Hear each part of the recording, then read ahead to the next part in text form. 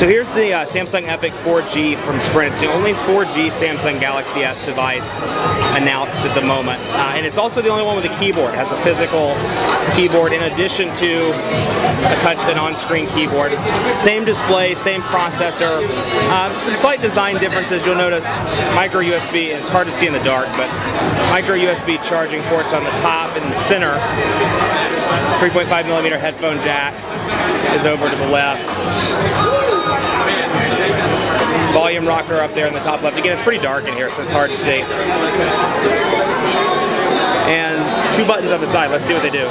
One is a quick search box. Oh, and one's the power button up in the top right-hand corner. So, keyboard looks pretty nice. It's 5 rows, which I happen to be a fan of. If you've read my reviews, you know that it drives me nuts when carriers put the space bar in with the bottom letters.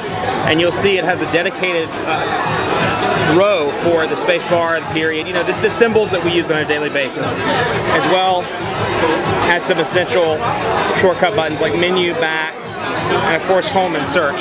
So beautiful screen, just like on all of the other devices. Typical Sprint programs you would expect. Sprint Zone, I'm sure Sprint TV and Sprint Navigator. NASCAR, Sprint Football Live. Sprint's Hotspot, as we saw in the press release, is on there as well.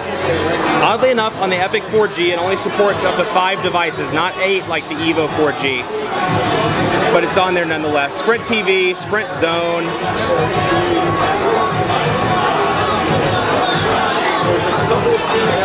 And Sprint Music.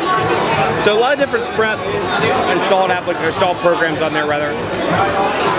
And to give you an idea, it's a little bit thicker than the other devices. But in my opinion, you know, having the physical keyboard, that's going to be a must-have for corporate users, for people that email on a regular basis and just don't want to use the touch screen all the time. So definitely fills a needed niche. Samsung Epic 4G from Sprint.